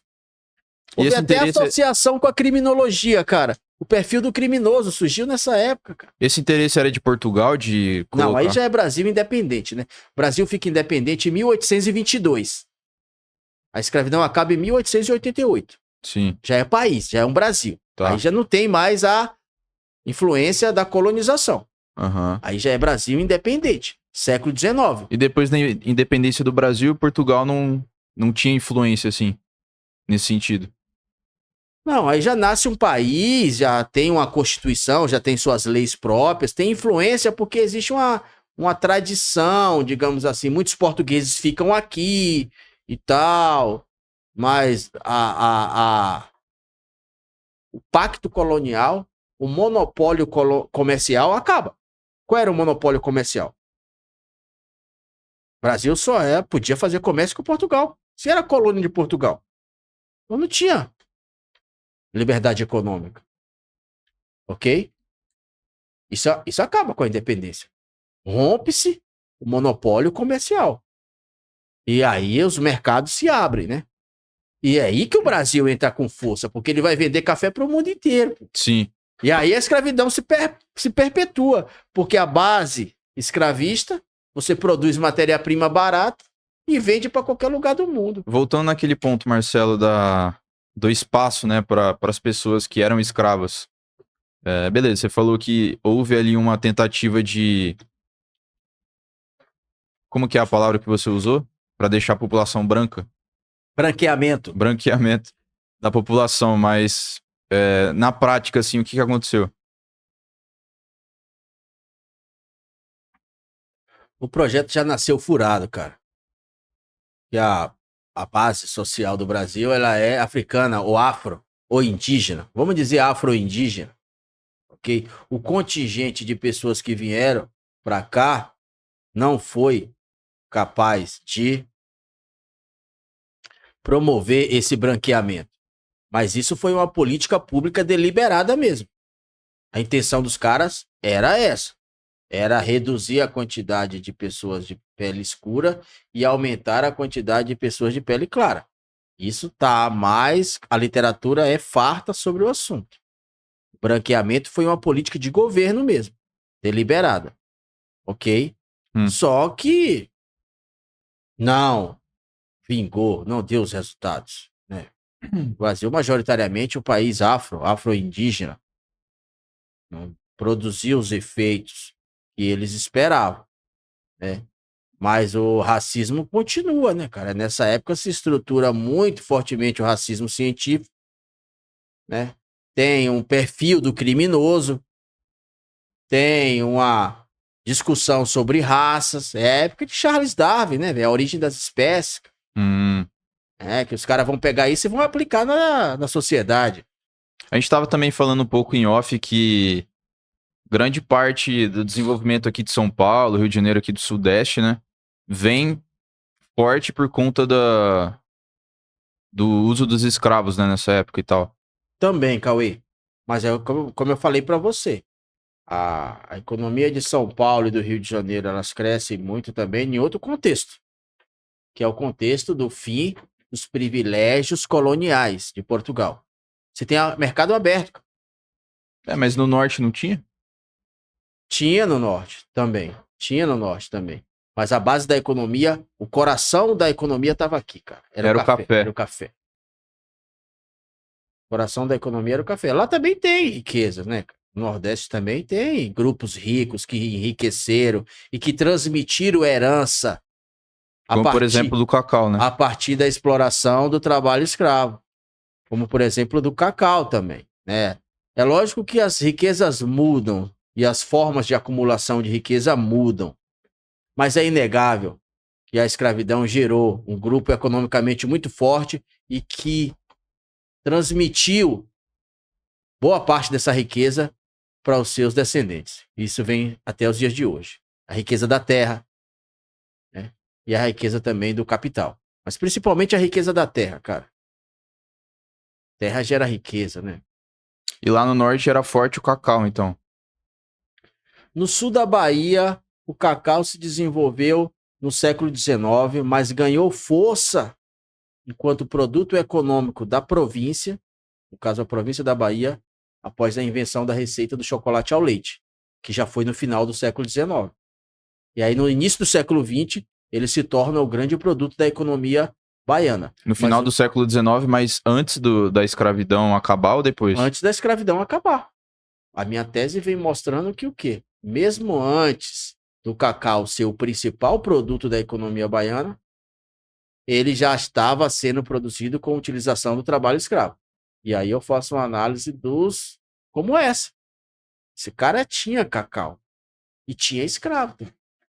Mas tem outros que têm plantações. Esse cara que eu mostrei agora, ele é comerciante. Sim. Ele comercializa o cacau. Mas tinha outros caras que tinham fazendas, plantações. E, portanto, as pessoas escravizadas, trabalhavam diretamente nas plantações de cacau. Então, a base dessa economia também era escravista. Vamos falar um pouco sobre a sua pesquisa da cachaça? Sim, vamos mostrar esse último documento ali que nós falamos, a gente encerra aí Qual dos documentos você fala? Estava na tela agora há pouco. Esse livro de classificação dos escravos. Olha aí. Esse é outro documento que está no Arquivo Público do Estado da Bahia. Um documento valioso. Mas isso é moderno? Tipo, Não, essa aí é o pessoal do arquivo que criou uma folha, catalogou para enrolar o documento. ah, tá. Isso aí não é o documento em si. O documento em si é o que nós vamos ver agora. Tá bom? Olha que documento valioso esse documento. Podemos focar na primeira página. Ali descreve-se quem? O nome. Tá vendo? Olha o título do documento. É a classificação dos escravos para serem libertos pelo Fundo de Emancipação Uma coisa que me causou uma no dúvida. município de Ilhéus. Tá vendo lá em cima? Sim. Município de Ilhéus. Volta ali, Júlia, por favor. Ali, ó, em cor. Quer dizer, não eram todos que eram negros? Ah, tem classificações diferentes. Preto, pardo. Mas nenhum branco assim tinha. Olha as cores lá. Mostra aí as cores, por exemplo. Ó. A maioria são pardos, tá vendo? Mas tem preto também. Ali, preto, né? Cor preta. Porque tem aí parda, cor preta. Do lado ali, logo depois da cor, vem a idade. Tá vendo? Olha a idade desses que estão classificados nessa primeira página. Todos em idade produtiva, cara. 24 anos, 36 anos, 16, aí 35. Tem nenhum acima de 50 aí, né? Tem uns idosos também, mas são poucos. A Ali, maioria 51. são em idade produtiva. O que reforça a minha tese de que a presença do trabalho escravo contribuiu para o desenvolvimento da economia cacaueira. Tá Que bom? massa, cara. Aí mostra a idade do lado do Estado. Estado conjugal, era solteiro? A maioria solteiro, tá vendo? Solteiro é esse pontinho. Não, solteiro é o nome. Aí é só Ah, tá. asterisco Entendi. de segmento. É, de segmento. Todos são solteiros. Do lado de lá, mostra... Só uma coisa. Ali no nome. No caso, quem dava o nome pro escravo era a mãe mesmo. É relativo demais. Pode ser que a mãe batizasse. Pode ser que a mãe batizasse com o nome do Senhor. Tinha essa situação. Mas quem dava o nome era o senhor. Bom, poderia talvez sugerir, mas eu acho que não determinava assim com toda a propriedade. Sim. É aquilo que eu falei, né? Eram propriedades, mas vamos relativizar isso, que também não é uma coisa assim, ó. A melhor forma de dominação é a dominação psicológica, não é a dominação violenta. Então você tinha que convencer o outro a lhe servir com as ferramentas essenciais que você, né? A persuasão, né? Sim. Persuadir o outro. Mais do que a violência. Mais do que a violência. Porque a violência o cara foge. O cara foge de novo. Você vai É o que a chicotear gente ele. tava falando antes. Você vai chicotear ele, ele vai trabalhar no outro dia pra você, cara. É. Você colocou lá no tronco, deu 50, 200, como era comum, chibatadas. O cara tá morto no outro dia. Não interessa esse. Para o escravista, não interessa um cara sadio trabalhando. Exato. Com vontade. Servindo a você com gosto. Tô tentando explicar, Cauê, uma situação geral, mas cada caso é particular. Claro. Não tem como generalizar Não aqui. tem como generalizar, entendeu? Cada inventário, cada documento explica uma situação diferente. Mas eu faço essas perguntas pra gente tentar entender mais, né? Como que funciona tudo isso. Mas funcionava assim, tinha essas diversas meandros, né, das relações escravistas, cara. Era uma relação brutal, era. E ali tem as profissões, né? Profissão, exatamente. De lavoura, tá vendo? Essa aí embaixo aí é a profissão de lavoura. Em cima, eu preciso voltar no banco de dados, porque agora eu não consigo ver. Mas lá embaixo vai ter outra que vai me permitir identificar aquela. Qual que é essa daí que tem várias? A terceira ali de cima. Lavoura. Lavoura? Serviço de lavoura. Aí Não, é embaixo, debaixo dela. embaixo é só os pontinhos, as aspas de que todos seguem são Mas não tava escrito. Ali no terceiro não tem alguma coisa escrita, não? Não, ali é a mancha da página anterior. Mas Ah, sobe aí um pouco. Olha, doméstico, tá vendo? Serviço doméstico, tá vendo? sim. Em Aham. cima de lavoura. Essa pessoa de 41 anos era uma mulher, provavelmente, né? Podemos conferir isso. Mas era uma mulher, olha o nome dela, Raimunda, de 41 anos, trabalhava no serviço doméstico. Ok? Quantas pessoas de família ela tem? Duas. Do lado tem ali quantidade de pessoas de família. Mas o documento quer revelar mesmo, e esse é um dos objetivos, os filhos. Aqui do lado tem o nome do Senhor, tá vendo? Tá. Ali ele não descreveu moralidade, também não descreveu valor, mas aí tem o nome O que do que é a Senhor. moralidade? Oi? O que que é a moralidade? Boa pergunta. O que seria a moralidade? Imoral, talvez religioso, católico, não sei, a moralidade. O que seria a moralidade? Mas não tem nenhum papel que. Nesse documento não houve descrição nem da moralidade nem do valor. Mas era um padrão, eles colocaram. Esse livro é um padrão, desculpa. Ah, Mandaram para todas as províncias e para todas as cidades. Todo mundo do Brasil que tinha escravo tinha que preencher esse livro.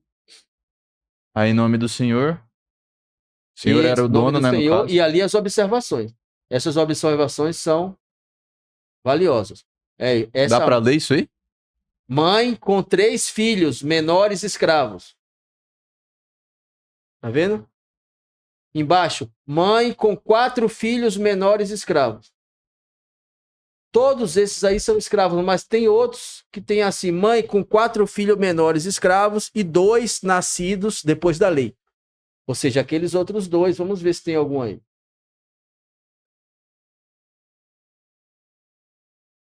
Nesse caso não tem. Mas Nossa, aparece assim, mãe relíquia. com 5 filhos escravos. Documento relíquia. Esse é um documento, poucos documentos como esse estão preservados. Esse é uma relíquia, cara. E onde que guarda esses documentos aí? Um arquivo público do estado da Bahia. Mas assim, tá lá, Tá lá, guardado na pastinha? Como que é isso aí? guardado na pastinha, tem catalogação e tudo. Cara, legal. Toda sua tese você tem que dizer onde está. O nome da estante, o nome da caixa e o nome do documento. Qual é a série que ele faz parte? Toda pesquisa histórica. E o bom da internet é que agora tá eternizado aí, né? Porque não corre o risco de pegar fogo lá e acabar com os Estão querendo documentos. privatizar, cara, o espaço do arquivo. Como assim? Ah, o arquivo, documento histórico. O Brasil não tem uma política pública de valorização de documentos históricos. Então, não só esse arquivo, como outros também. Está em risco de serem privatizados. O espaço do arquivo ser privatizado e leiloado, quer dizer. Querendo colocar em leilão esse prédio aí. Padre Vieira morou lá nesse lugar aí, onde eu fui buscar esse documento. É um colégio, o antigo colégio dos jesuítas. Caramba. Tá lá, arquitetura da época, colonial, tá lá, raiz. Isso é muito foda, né, cara? Foda, os caras querem leiloar. Aí passa o trator por cima, destrói tudo, cria um edifício de 20 andares. E a história vai. Mas aí os caras querem comprar isso pra depois. Querem leiloar, né, cara? Então, querem leiloar, mas quem compra é tipo, quero deixar em casa aqui, ou o cara quer criar um museu e, sei lá, cobrar pro cara visitar? A gente vive em São Paulo, que gera lucro. Especulação imobiliária, cara. É gigante a área. Os caras destroem e faz um prédio de 20 andares. O que dá mais lucro? É mais por conta disso Não. mesmo. Quem vai ficar guardando documento histórico lá, cara? Isso gera divisas para o Estado. É um valor histórico, cara. Como você atribui um valor histórico a um prédio como aquele? Pô, só a equipe da cultura, quem estuda, quem valoriza a cultura, sabe a dimensão do valor daquilo. Mas o empresário, cara, o cara que quer fazer uma construção civil, ele olha para aquilo e fala: nossa, aqui dá um prédio de, né? É. Uma garagem aqui embaixo, pá, dá para levantar aqui Uns 20 andares, não dá não? Bora comprar? Bora. O cara vai lá e compra e vai demolir, cara. Em São Paulo é comum isso. São Paulo é o que mais tem é demolição. E às vezes demolição de monumentos históricos. Aí se não tiver uma equipe para frear esses avanços aí e falar, ó, peraí, cara, isso aí tem uma importância histórica. As coisas vão por água abaixo. Vale ressaltar aí que nessas últimas tentativas do governo de leiloar esse arquivo, os historiadores da Bahia, né, e vários pesquisadores, e várias fundações, e vários outros autores, pessoas ligadas à cultura, à história, fizeram uma pressão enorme e o governo recuou. Marcelo, pra gente. Não desistiu, recuou, mas não está sendo mais leiloado. Sim. Mas é algo que pode acontecer. A gente tá com pouco tempo agora, mas eu queria saber se. Como que tá o tempo? Os escravos hoje em dia ainda existem escravos A modernos? escravidão contemporânea existe, é ilegal, né? É ilegal. Ela tem outra estrutura, não dá para comparar, né, cara? Uma sociedade estruturada, né, com o judiciário funcionando ali, venda, troca, aluguel de pessoas, tudo legalizado por lei com agora. Agora existe em várias partes do mundo, né? No São Paulo tem sempre aqui, né? No Rio Grande do Sul pegaram agora recentemente os caras Ah, é? com trabalho análogo à escravidão, trabalhando nas vinicultura, produção de um vinho aí, super famoso vinho aí, e teve a equipe do Eles trabalho. não recebiam nada. O que eles recebiam, eles pagavam para alimentação que eles teriam que comer, e o preço da mercadoria era alto e acabava virando um trabalho análogo à escravidão. É bom lembrar disso, não é escravidão legalizada, é um trabalho análogo à escravidão. O que esses caras fazem pelo menos pelo que eu vi, é que eles vão lá, tem muito disso na estrada, né? Eles param em pessoas assim na estrada, pessoas assim humildes e tal, e falam, tem trabalho lá na minha fazenda, ou tipo, em algum lugar, você não quer lá trabalhar pra mim? Aí o cara chega lá. Aí o cara vai lá e tem que consumir comida e tal, né? Como você falou. E aí ele falou, bom, esse aqui é o seu salário. Aí o cara vai lá e paga, tipo, sei lá, pouquíssimo, né? Aí ele fala, porra, mas a gente não combinou tanto. Aí ele, não, mas ó o tanto que você consumiu aqui, né? Exatamente. Eu já Vira um diluí aqui. trabalho análogo à escravidão. Você tem que continuar trabalhando para pagar uma dívida que não vai ser sanada nunca. Recentemente, lá no sul da Bahia também, o Ministério Público encontrou exploração de trabalho análogo à escravidão na lavoura de cacau, cara. Grupo Cargill. Grupo forte. Eu acho que foi a Cargill. Não tenho certeza. É bom eu deixar isso aqui um pouco em Em aberto, off. em off, porque pode ser que eu esteja equivocado. E teve uma vinicultura também, uma produtora de vinho assim, famosíssima, de um vinho finíssimo, e foram associação ao trabalho análogo à escravidão. Ou seja, o trabalho escravo, cara, ele gera lucro porque você não paga ao trabalhador. É o cara trabalhar para você, Cauê. Imagina a situação, cara. Você tem uma fazenda, o cara trabalha para você. Imagina que você tem uma empresa que você não precisa pagar a folha de pagamento. Né, cara? O seu lucro, ele vai, né? Ele vai aumentar. E essa é a base do Brasil, né, cara? O Brasil é um país escravista, cara. Isso é nítido. E isso é determinante para as relações sociais, cara. É determinante. Não dá para compreender o Brasil sem... Se não tivesse escravidão nessa história, né, da colonização, você acha que hoje nós seríamos um país totalmente diferente? Não só por isso, Cauê. Eu acho que é uma explicação muito simplista, cara, tirar a escravidão. Depende de quem viria e quem queria fazer a nação. Qual era o projeto de nação? Qual era o projeto de nação? Primeiro que não tivemos um projeto de nação. Nós fomos inseridos dentro de um projeto de colonização. Beleza? O Brasil, a Bolívia, o Peru, os países da América Latina foram inseridos dentro de um projeto de colonização, que é o projeto de gerar riqueza para o colonizador. Toda a estrutura foi montada para isso. Sim. Só que tem algumas sutilezas, né, cara? Que às vezes ofusca a nossa mente para isso. Tem a sutileza da Igreja Católica, tem a sutileza da civilização. E se não fosse eles, como seria? Eu não sei, cara. Eu só sei que foi péssimo, né, velho? Foi horrível, cara. Experiência escravista na Idade Moderna não tem comparação na história da humanidade. A violência, o tamanho da... E é uma coisa totalmente recente, né? Recente, demais, cara. 1888, cara. Não dá pra tirar isso da pauta, cara, da agenda do dia. Dá pra tirar isso da pauta das políticas públicas, né, cara? E aí, quando você vê algumas instituições criando políticas públicas, criando lei de cotas, cara, ainda se aparecem muitas pessoas falando... Você é a favor da cota racial? Sim, eu acho que é um direito. Esse é o mínimo que se pode fazer para tentar corrigir essa distorção, né, cara? Mas você não acha que é mais interessante colocar a cota por valor, tipo, de renda da pessoa? Porque assim, consequentemente, já vai bater, né? Você conhece a política de cotas? A política de cotas é baseada na questão da renda também, cara. É a base. Mas tem muito da racial também, né? Escola pública. O critério é você ser aluno de escola pública.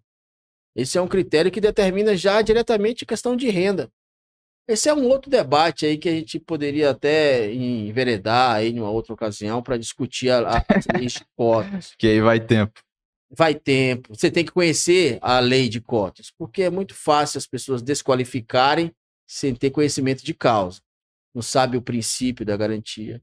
E às vezes usa um caso para desqualificar todo o processo.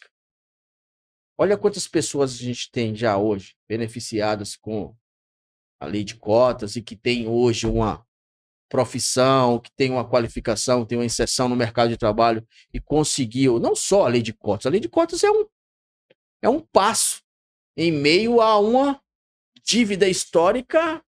Porra, como você calcula? Como você avalia essa dívida histórica desses caras e dessa população que veio formar o Brasil, que foi escravizada, que foram torturados? Como avalia isso, cara? Como corrige um erro histórico, cara? Como se corrige um erro histórico?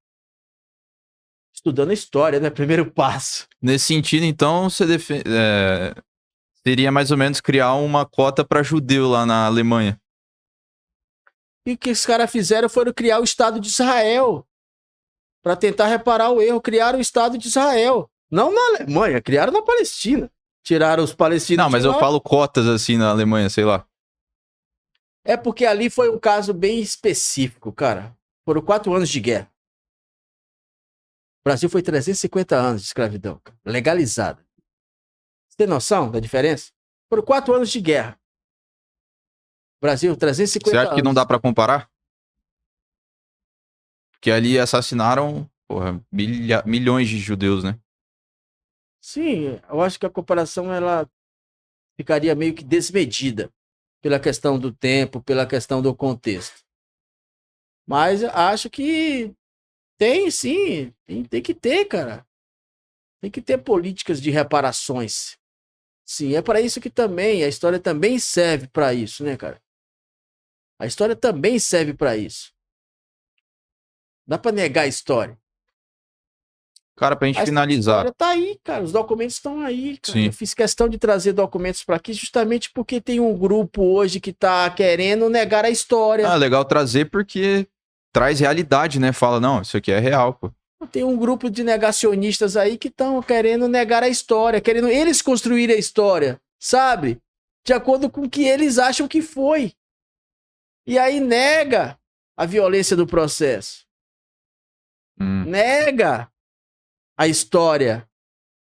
Porque na academia, a história que se produz, ela tem um objetivo com a comprovação, cara. Tem muita história que é história contada, mas tem muita história que é documentada, cara. Você não pode escrever uma linha afirmando uma coisa sem ter uma base de comprovação material daquilo que você está falando. E eu acho que esse é um ponto que diferencia muito a história da academia, feita na acadêmica, que tem um rigor metodológico, um rigor científico e uma base documental que fornece elementos para garantir o que você está falando. Legal. Entendeu, Cauê? Cara, recomenda 3 livros pra quem tá escutando sobre a escravidão, pra ter pra abrir o leque, assim, né, de ideias. Recomenda, tipo assim, um mais iniciante, um intermediário e um avançado, assim.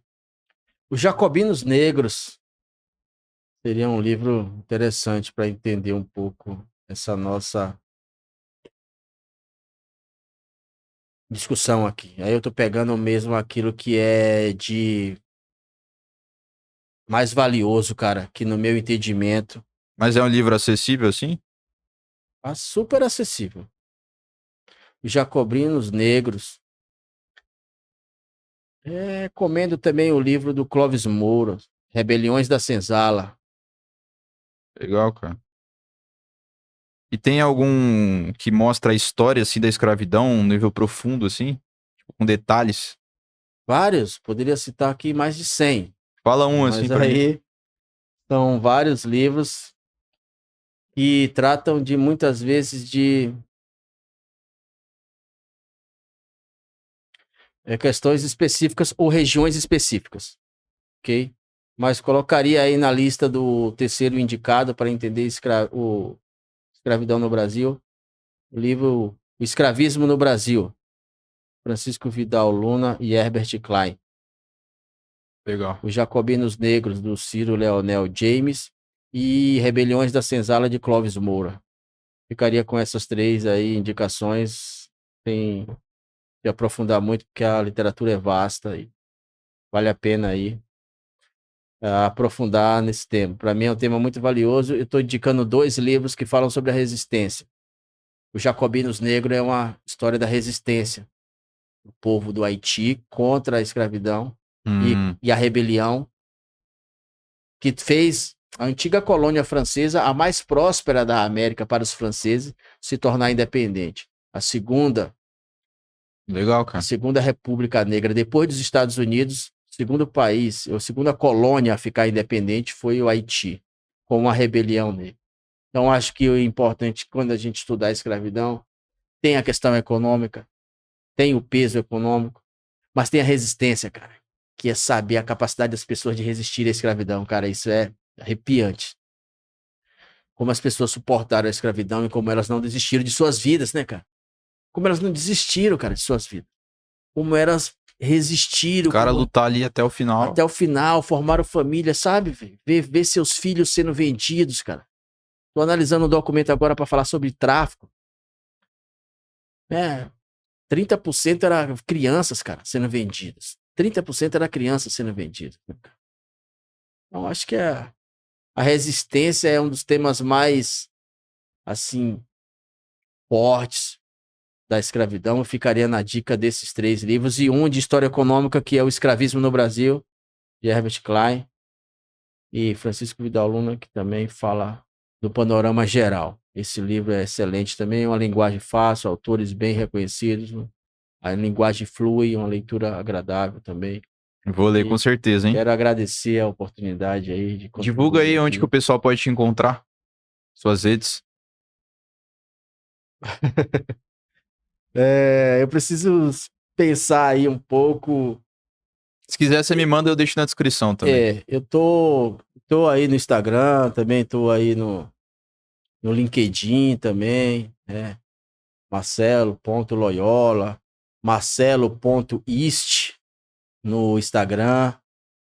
Tem meu e-mail também, que eu posso deixar aí também depois para contato, se for um caso assim, mas ainda preciso avançar mais nessas questões da divulgação do meu trabalho pelos meios digitais. Acho que essa oportunidade de estar aqui talvez abra caminhos para eu perder um pouco da timidez e talvez também investir mais tempo nisso, porque requer tempo. E eu estou investindo muito agora em publicações, estou fazendo publicações da tese, estou fazendo publicação de um livro também. E acho que essa oportunidade vai ser excelente para abrir os caminhos aí, para fazer mais vídeos e também colocar um pouco do meu conhecimento para um público maior. Muito obrigado, Cauê. Marcelo, pela obrigado oportunidade. por ter vindo, cara. O papo foi sensacional. Obrigado. Que pena que a gente teve limitação no horário, mas a próxima vez a gente marca com mais. Estou à disposição aí para ajudar. Desejo sucesso, cara, na sua plataforma. Parabéns aí, trabalho excelente. Foi muito bem recebido aqui por você, pela sua equipe aí. Quero agradecer também a todos e desejar sucesso. Conte comigo aí sempre no que precisar.